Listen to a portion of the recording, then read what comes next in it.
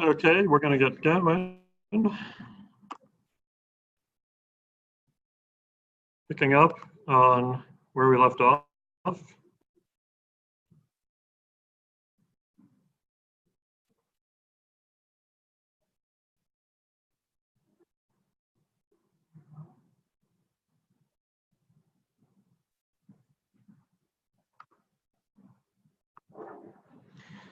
And we've been looking at these first order circuits, and we finished this one up, stayed a little bit later last class. So if you didn't stick around, you can catch the video.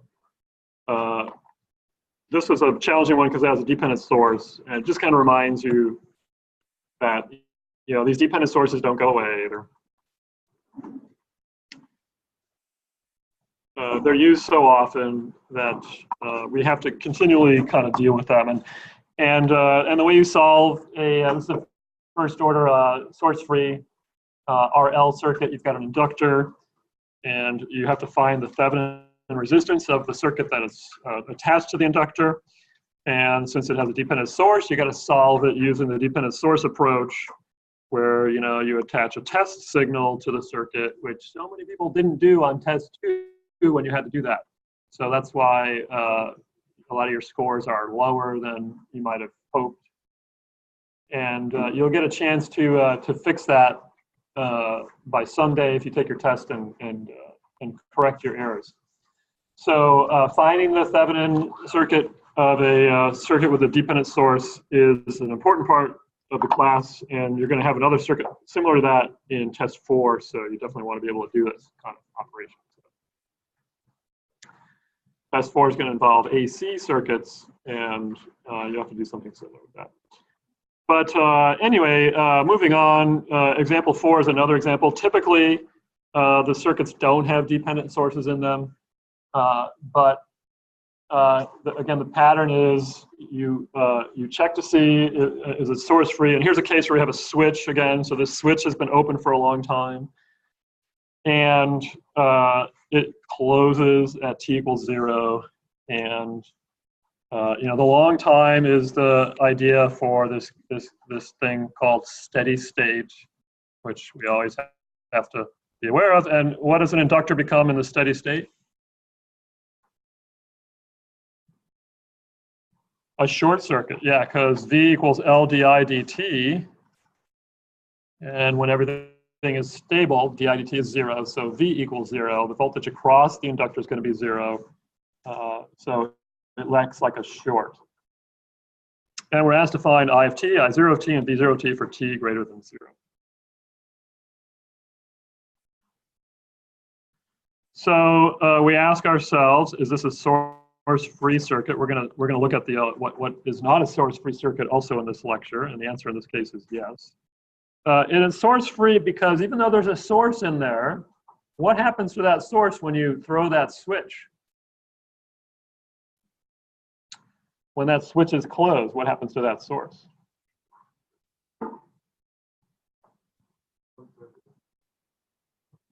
Well, that short kind of isolates that voltage source from the rest of the circuit, right? If you close that switch like that, right, that now becomes a connection to ground. And then you've got this, this 3 ohm resistor, which is also connected to ground. So you can draw that up here. And you have 6 ohms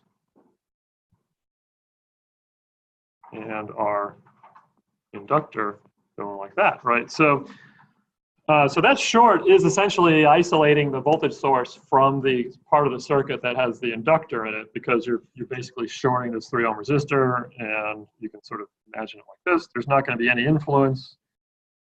This part of the circuit has no influence on the inductor part, so that is considered, again, a source-free circuit from the point of view of what?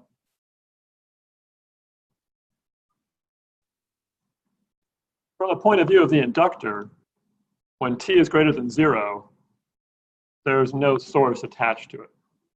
And it's just the energy in the inductor that's going to be dissipating out through that circuit. Okay.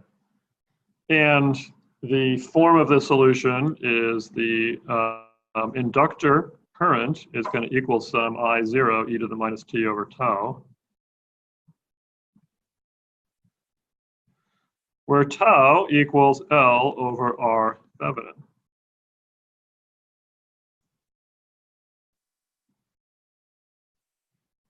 And we have to find the Thevenin resistance of the circuit connected to the inductor. And what would that be for t greater than 0?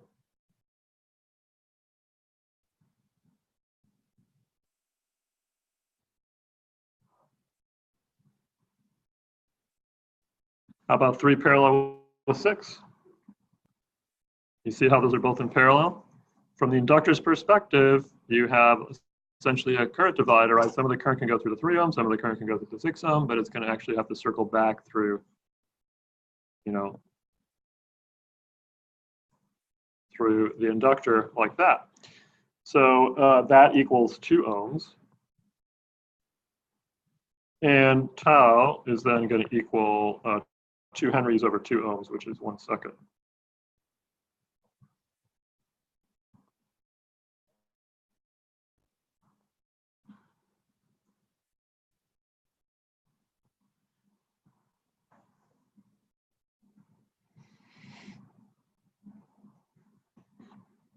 So our job is to find out, now that we know what tau is, all we got to do is find out what I0 is, then we can assemble the solution for the inductor current from that, right? So I0 equals, and it equals, well, we have to look at the original circuit and the initial condition, which is derived from the no jump condition.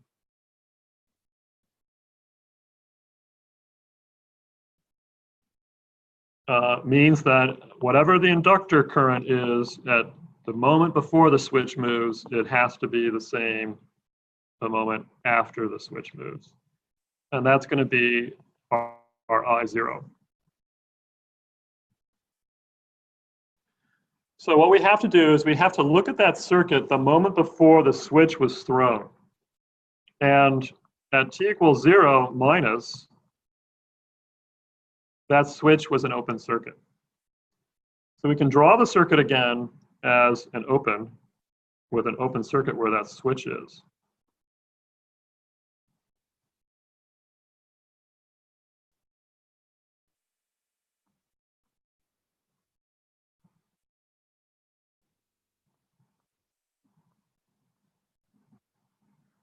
And what we end up getting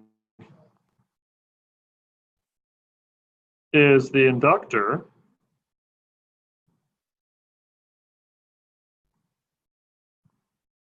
has conveniently turned into a short circuit. Why?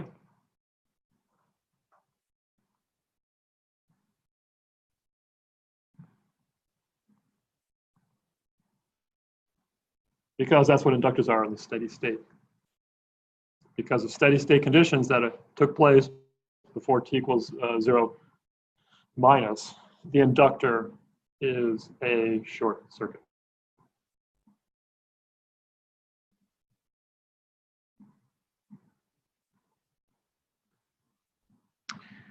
So we can figure out what the current is through the inductor. That's going to be our IL of 0 minus. And what we have here is IL of 0 minus is going to equal, well, what is IL of 0 minus going to equal with that circuit? Just a DC circuit analysis problem. The current going through a short where that inductor was. In that particular circuit, you got 10 volts. You got a bunch of resistors there. What's the inductor current going to be? Is it a current divider? It is in a way a current divider, but you have a short as one of the pathways. So what does that tell us? When one of the pathways of a current divider is a short, what happens? Mark? Yeah, the 6 ohm resistor might as well be an open circuit. Right, because there's no current that's going to go through 6 ohms when it can go through a short, right? So you can basically remove that 6 ohm resistor because of the short. And then you basically have the current IL0 minus is all the current going through those 2 and 3 ohm resistors, which is 5 ohms. So IL0 minus is just going to be 10 volts over 2 plus 3 ohms, which is going to be 2 amps. And that's going to be our IL of 0 plus.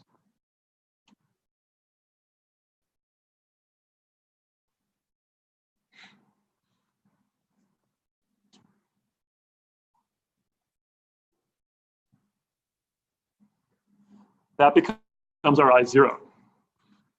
So that means we have everything we need now to find out what IL of t is, right? It's I0, which is going to be 2 amps, and it's e to the minus t over tau. In this case, tau is 1.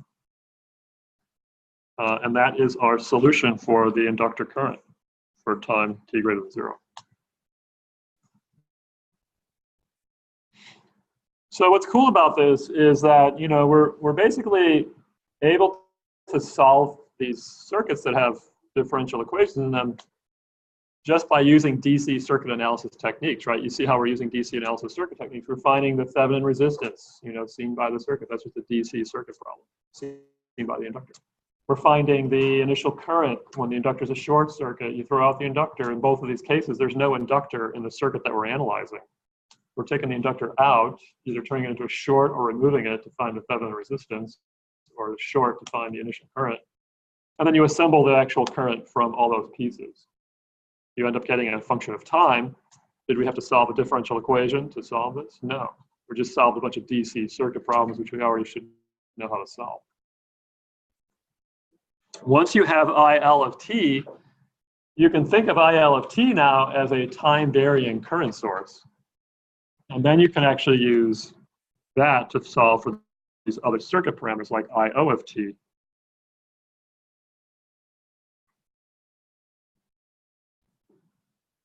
And we're asked to find VO of t, but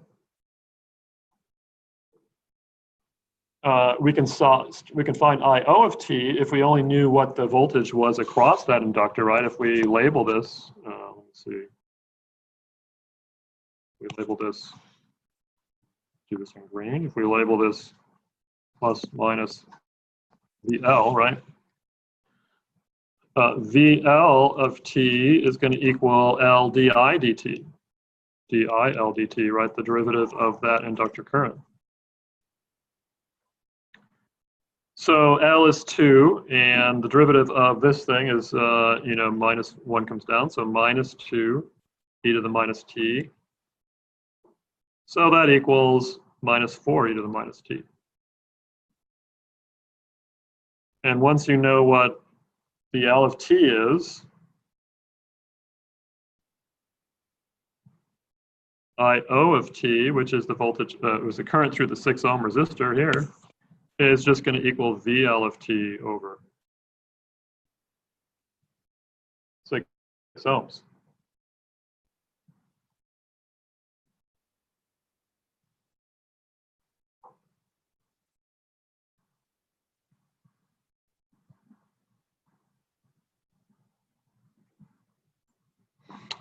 So that should be minus 2/3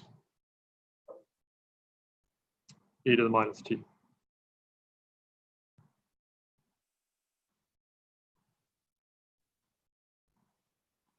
Next slide wants to come up, but it's a little premature. And then VO,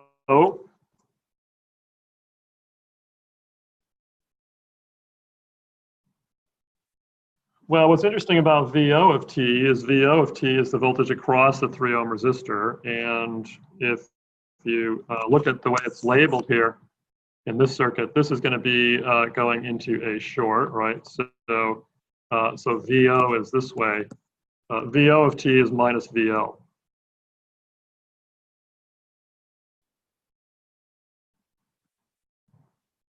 VL equals minus VL. Just because of the way the minus signs are linking up, this is a short, and this guy is attaching to connecting to the minus on VL. So KVL will convince you that VO equals minus VL. So that means VO of t equals 4 e minus t.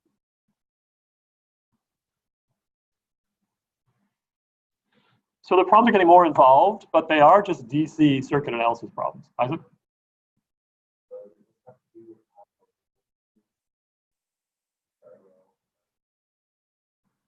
Yes. The reason VO equals minus VL is because they're in parallel. They're both connecting between the same two nodes. Just the polarities have been swapped on VO as compared to VL. That's why there's a negation.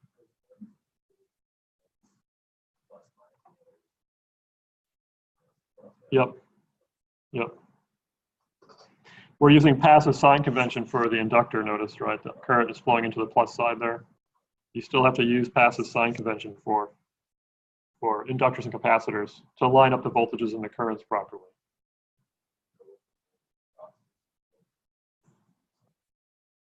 Yeah, so the voltage across the 6 ohm resistor is using passive sign convention the same as VL, right? Because it's going between the same two nodes.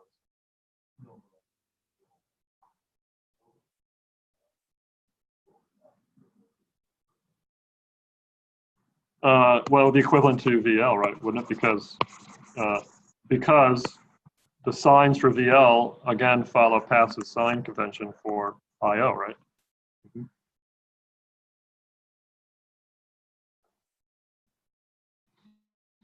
All right. Well, we've been looking at source-free circuits, and sometimes you're going to see some other interesting things in the circuit problem description. Sometimes you'll see voltage sources with a unit step function by them. You've seen this now in your different equations class, right? You know what a unit step function is. And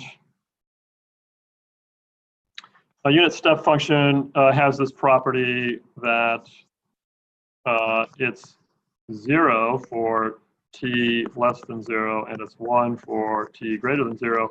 And it's like undefined right at t equals 0.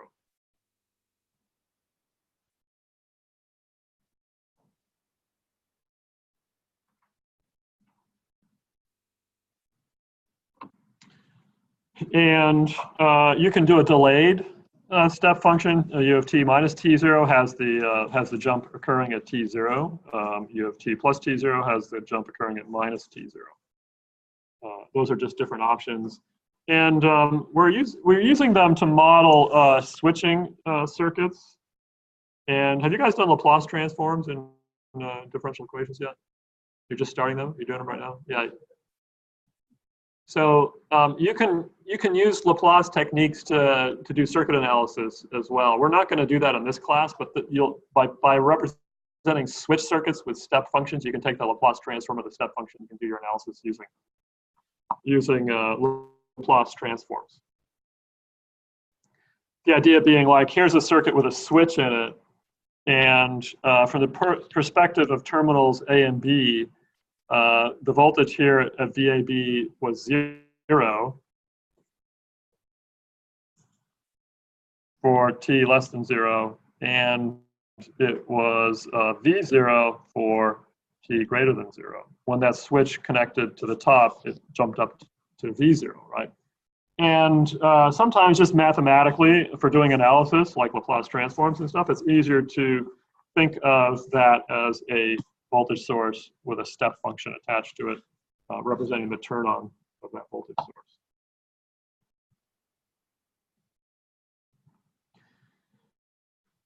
If you take the derivative of a step function, you get a impulse function. And you know, if you, like yesterday in the lab, when you're pressing the switch and letting go, if you press and let it go really fast, you'll get essentially like an impulse where the thing will actually just charge and discharge really quickly. And that's because, you know, the curve here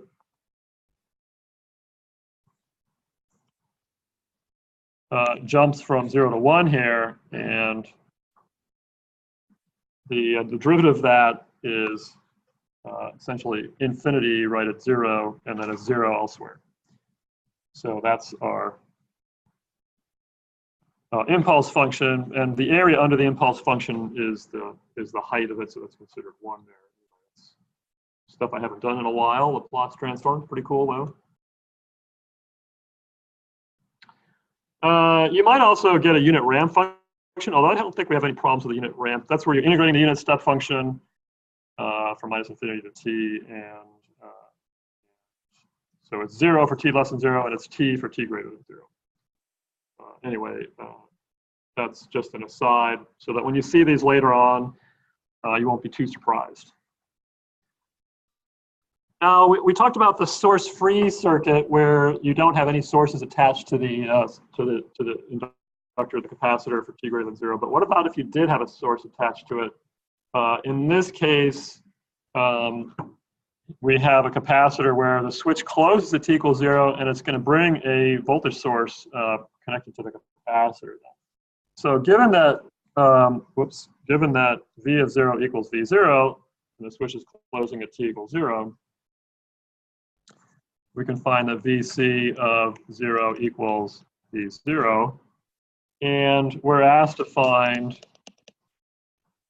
V of t and for t greater than 0. That's the voltage across the capacitor.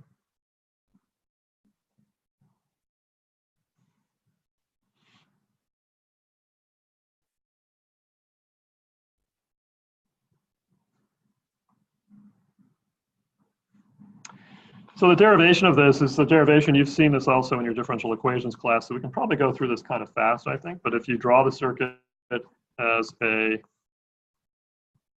voltage source connected to, we're sort of taking the switch out when t is greater than 0, the switch is not there anymore, it's just connected. You've got your capacitor, and you've got some V across it, and you've got some I flowing into it, again using passive sign convention.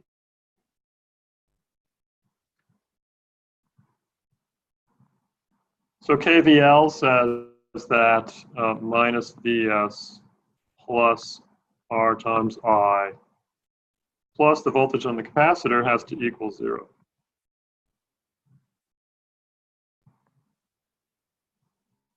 But we know that I for a capacitor equals C dV dt, so we can eliminate the I using this rule for capacitors, giving us minus Vs plus RC dV dt plus V equals 0. Or we get kind of in standard form, we get dV dt, oops, I can't write the dt there, dV dt equals, oops, dt, sorry, plus V over RC equals Vs over RC.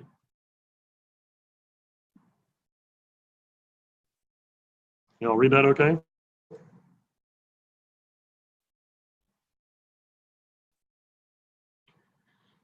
And this is an ordinary differential equation. It's linear. It's first order. And it is non-homogeneous.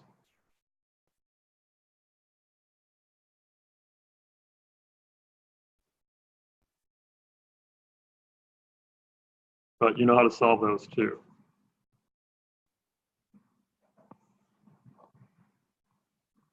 So we can take this further and say, well, dV dt equals Vs minus V over RC.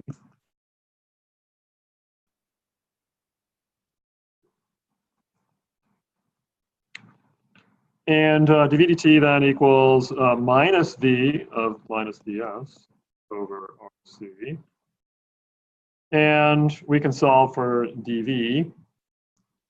Actually, divide both sides by V minus Vs. So you can say, whoops, and we're integrating. So you can say dV over V minus Vs as a separation of variables equals minus 1 over RC.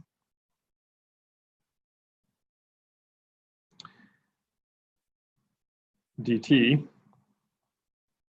And you can integrate both of these guys and find that the logarithm of the magnitude of V minus Vs, the vertical bars, equals -1 over RC T plus K, which you can raise both of these to the E power.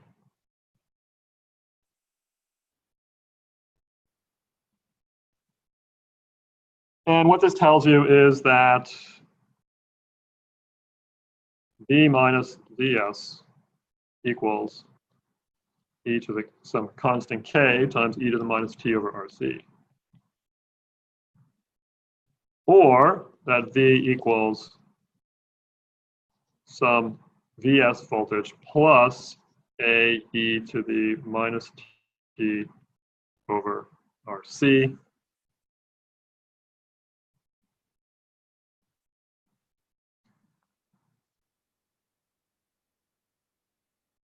Which is the general form of the solution.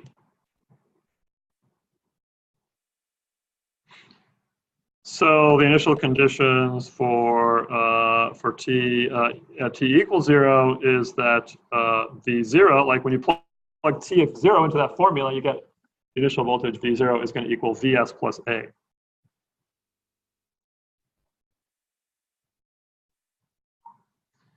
So this A value has to equal, if you know what the VO is, it's going to be VO minus Vs.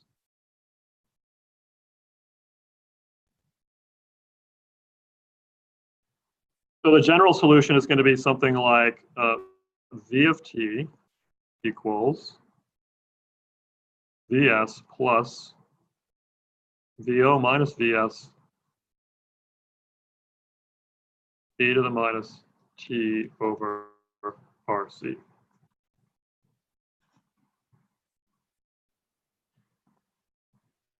And you can kind of check this thing and notice, you know, as t approaches infinity, V of infinity is going to equal Vs because the exponential decays to 0.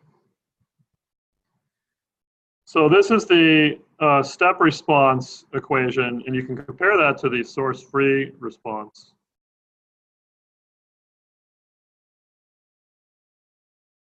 So this is the step response right here, right? So oops, let's just do this. This is the step response.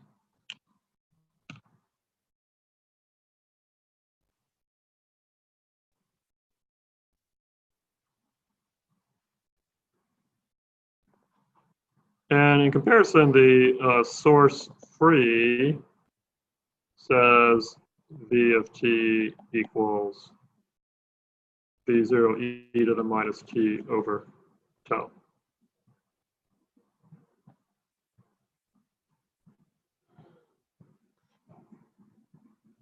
And in both cases, tau equals RC. You can put a tau in here as well.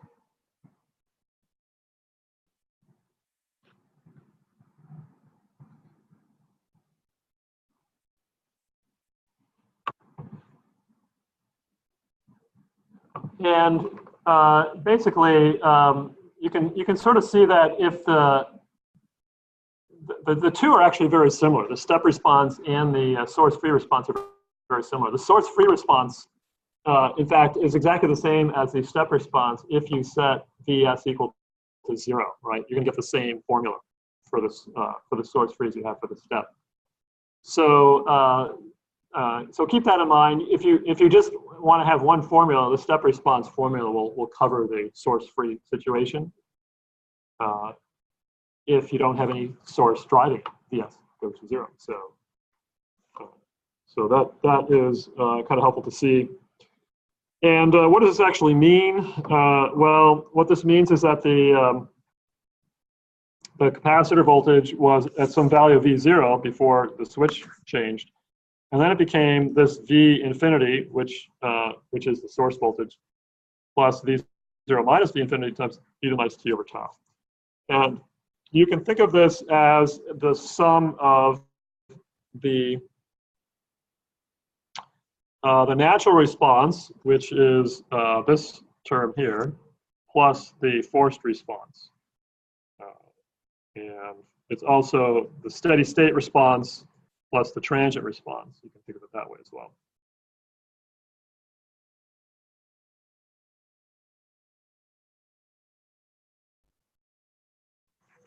So again, this is a first order RC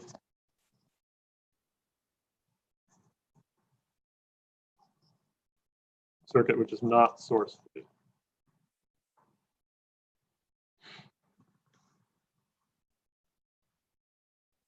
The natural response is what we term the source-free response. You get a lot of these terminology things. The natural response is the source-free response, which is V0 e to the minus t over tau. And in this case, the natural response would essentially be this. And if you add that to the forced response, which is this, you add those two together. The forced response is is being forced by the source,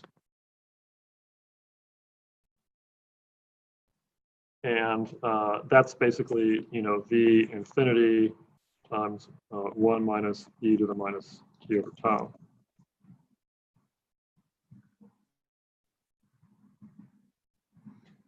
Or you can think of it as a steady state response, which is just Vs,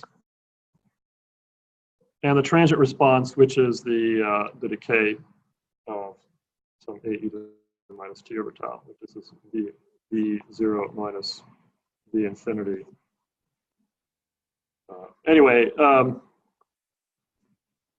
these aren't really helpful in solving it.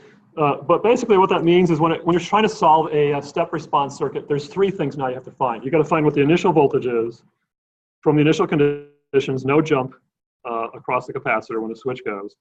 The steady state response, which is the final value at the steady state, the C becomes an open circuit again, and the time constant tau. You find these three things using DC circuit analysis techniques, and you've solved this step response circuit. Again, it's just a bunch of DC circuit problems kind of thrown together. So we're going to do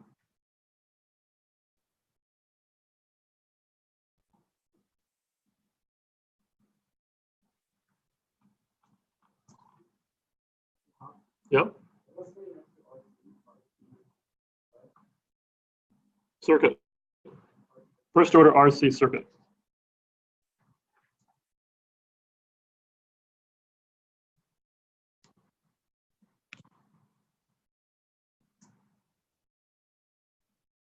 Okay, so let's apply this to an example. Here we have a switch that's been in position A for a long time before it moves to position B at t equals 0. Find B of t for t greater than 0. And when you look at that switch, you have to look at it again from the perspective of the capacitor. Does the capacitor have a source connected to it for t greater than 0? Isaac. What are you doing? Does the capacitor have a source connected to it at t greater than 0?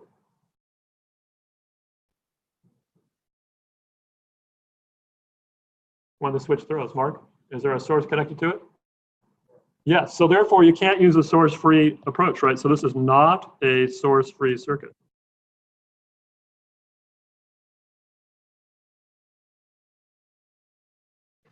That means you got to use the step response.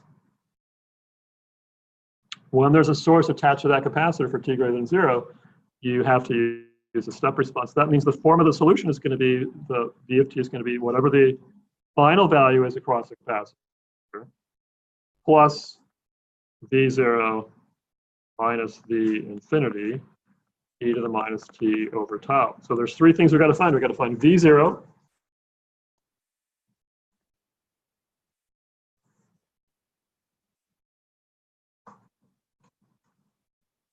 V infinity, and tau. We find those three things, and we just put those pieces into that formula, and that's our solution.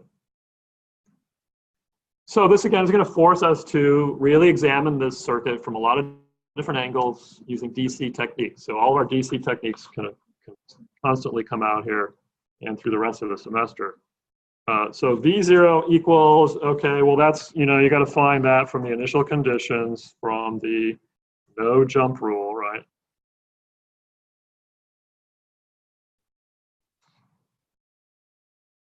Which is on VC. So that means whatever VC is at t equals 0 plus, it has to be the same as what it was at t equals 0 minus. And the easy way to find that is to just draw the circuit again at t equals 0 minus.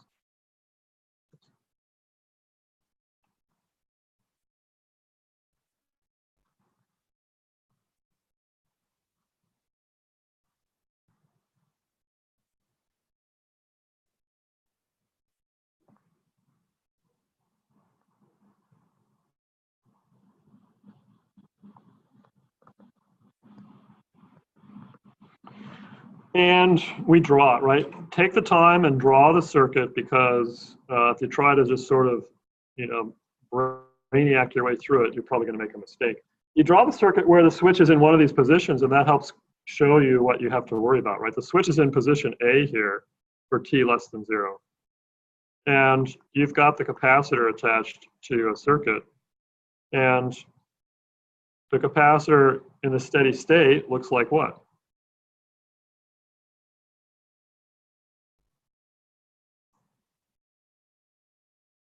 What's the capacitor in the steady state? It's an open circuit. Which is kind of, you can just see on the symbol, it looks like an open circuit, right? There's a break in the circuit where the capacitor is. In the steady state, the capacitor is an open circuit. It's not going to have any current flowing through it, right? So it's an open circuit. So VC of 0 minus is basically going to be the voltage across the 5 ohm resistor, which you can easily find using the voltage divider formula, right? So that's just going to be 5 over 3 plus 5 times 24 volts.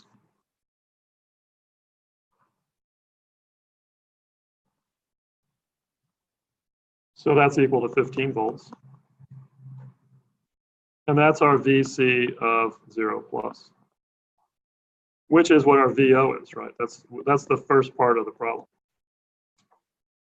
So you got to find VO.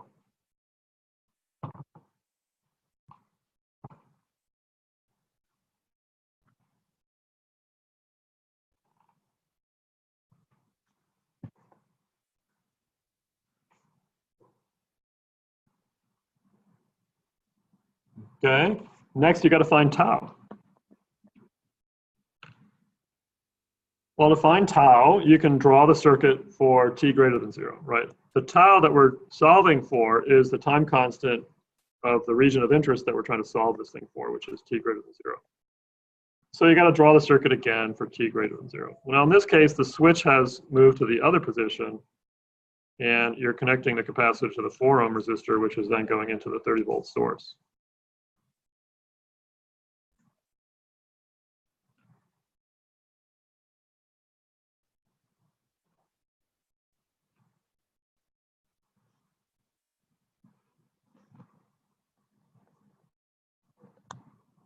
And the tau is going to equal,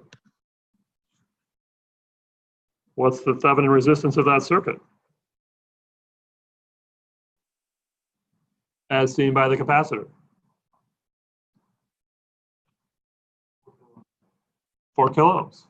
Yeah, you turn off the independent source, right? That becomes a short. The voltage source becomes a short. You just have 4 ohms attached to that capacitor, right? So tau equals 4 kilo ohms times 0.5 millifarads. And a kilo ohm times a millifarad is like a kilo ohm times a milliamp, which is going to give you volts. In this case, it gives you seconds. So kilo ohms times millifarads gives you seconds, gives you 2 seconds there. That's tau.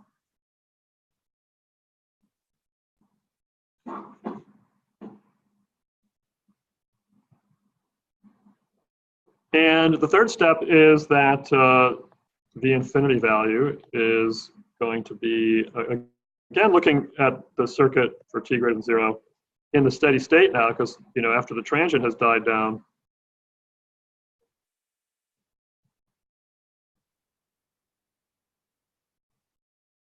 you've still got your capacitor there, but the circuit is stabilized, and so the capacitor looks like an open circuit. So the current going through this 4 ohm resistor is 0, because the capacitor is an open circuit. In the steady state, capacitor is an open circuit. And so therefore V infinity equals 30 volts, just the source that's attached to it. Okay, that's the third part of the solution. Now we just stick it all together. It's very formulaic. You know, you just go through these steps. So V of t is 30 plus 15 minus 30 e to the minus t over tau.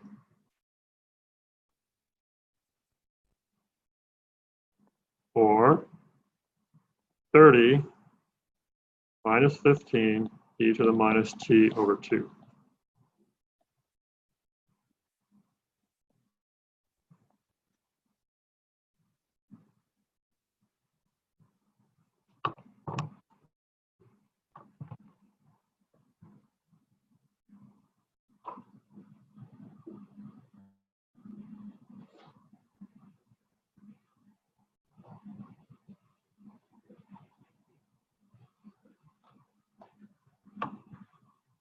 Okay, questions, Isaac? So having that switch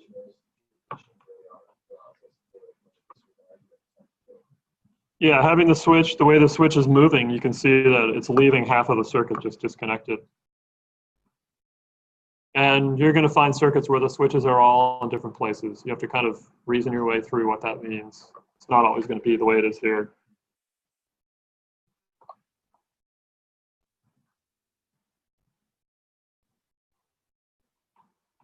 Well, the derivation for the step responsive RL circuits is very similar. If you don't mind, we could just write the formula here.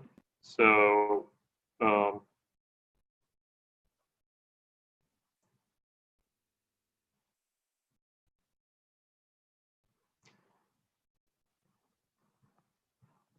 I of t is going to equal Vs over R for this particular circuit plus I0 minus Vs over R times e to the minus t over tau. And tau equals L over R. Again, that's because, you know, in the steady state, the inductor becomes a short circuit, right? And when the inductor becomes a short circuit, the current going through that inductor is just going to be Vs over R. That's the final value. So this is kind of like, this is like I infinity. And this is I0, which is the, you know, I of 0, which is the, you know, initial condition from the no jump rule. Right, so it's the same form as the voltage one, as the capacitor one. You know, you got to find the initial value, the final value, and the time constant for the RL circuit. And that's basically what it says here.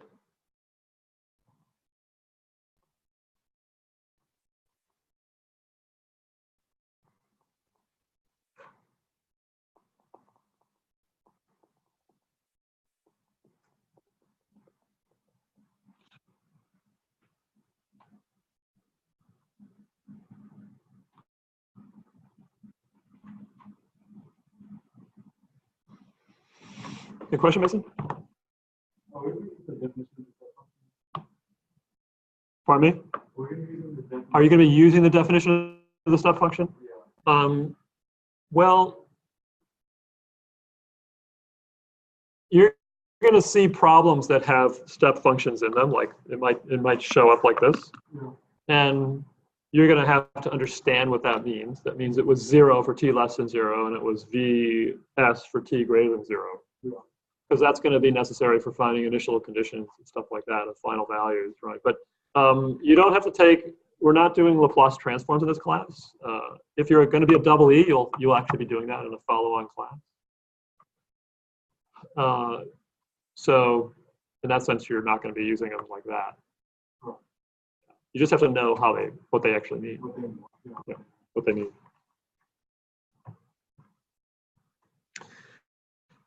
So there's an example 6 here, which shows a inductor in a circuit. And I think we may have enough time to kind of crank this one out. And then don't leave, because I have your exams I'm going to hand back.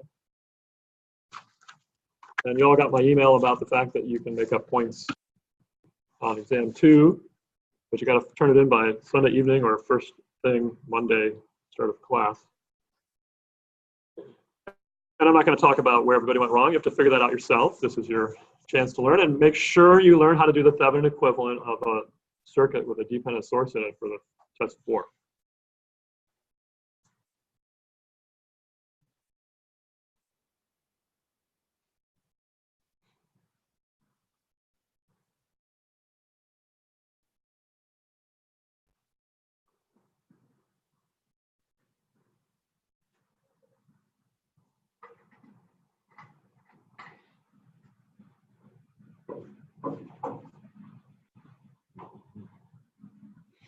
So we may not have time to finish this, but we could probably get it started. So this is a first order circuit. Is it a source-free circuit or a not source-free circuit? Is there a source connected to that inductor after the switch has opened? Yeah, right. Still got that 10-volt source attached to it, right? So it's a first order.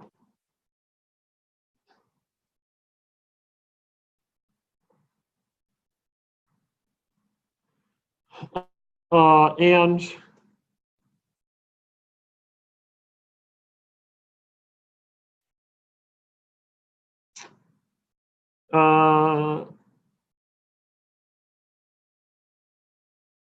you know, we're asked to find VL of t. This is actually sort of an interesting thing. We're asked to find VL of t. Normally, we're asked to find the current through the inductor, but we're asked to find VL of t. So VL of t, you know, yes, it's going to equal some kind of a V. It follows the same pattern as for the current.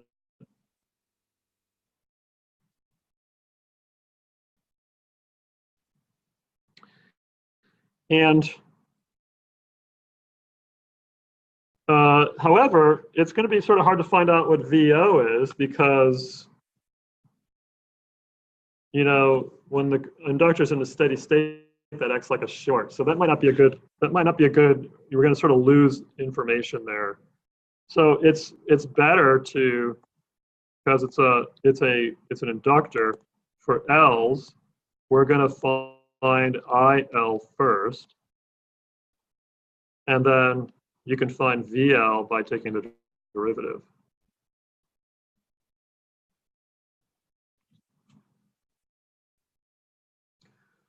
Basically, the rule is that inductors are always driven by the current. You know, we want to solve the current through the inductor. We want to solve the voltage across the capacitor. And so the equation is like, you know, IL of t equals I infinity plus I0 minus I infinity t to the minus t over tau. So we have to find I0, tau, I infinity.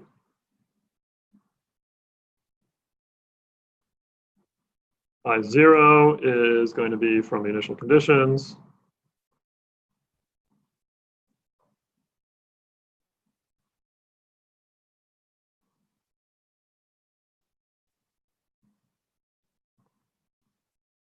IL0 minus equals IL0 plus, that whole thing. We've done that over and over again. So we can draw the circuit at t equals 0 minus.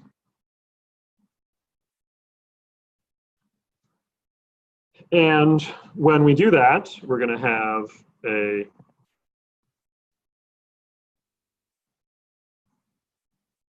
$10-volt source going to a 100 ohm resistor, going to 150.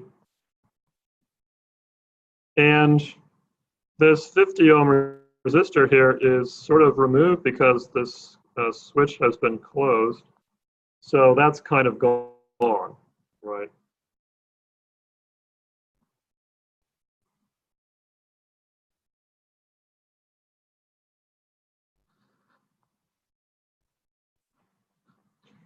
And the inductor acts like a short.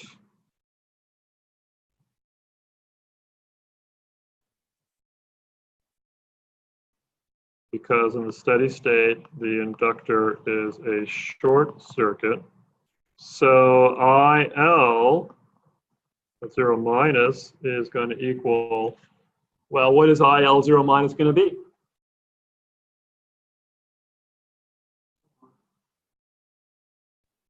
.1, why?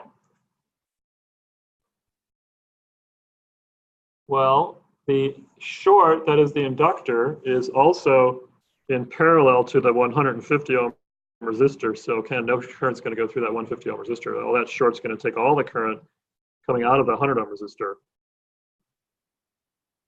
Yeah, so it's 10 volts over 100 ohms. So that's 0.1 amps.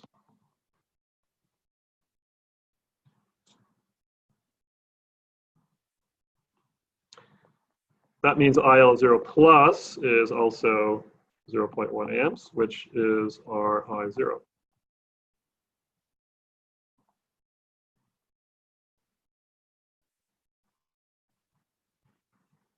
The tau is, again, draw the circuit for t greater than 0 and continue. But, we're going to have to kind of wrap it up here. So I will let you know about tomorrow. We should have a sub here tomorrow to kind of continue. And I can kind of show you the rest of the lecture. It's basically just another example of first order RL circuit. And then there's a little bit on op-amp circuits, which are a little tricky. You might just have him play the video from last year. Actually, there isn't really much to do with that.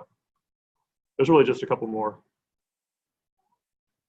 3 or 4 more slides. And maybe we'll have you just do the in-class problems. I'll let you know.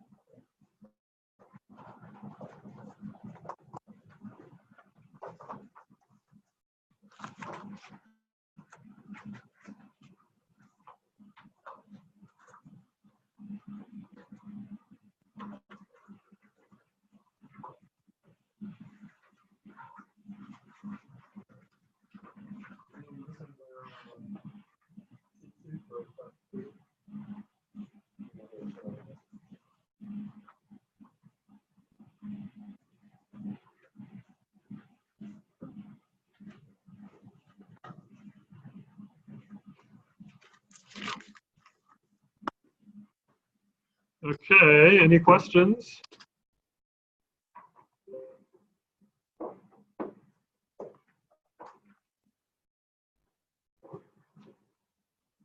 I thought not. Everyone understands this perfectly, or their heads are spinning. Either way, it'll be fun.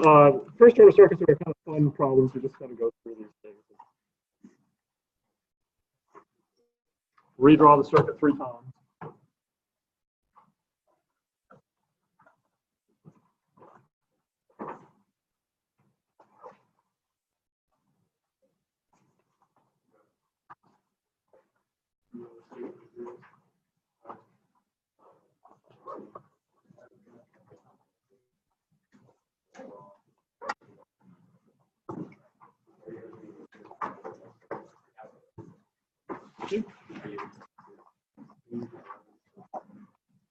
Yeah, maybe.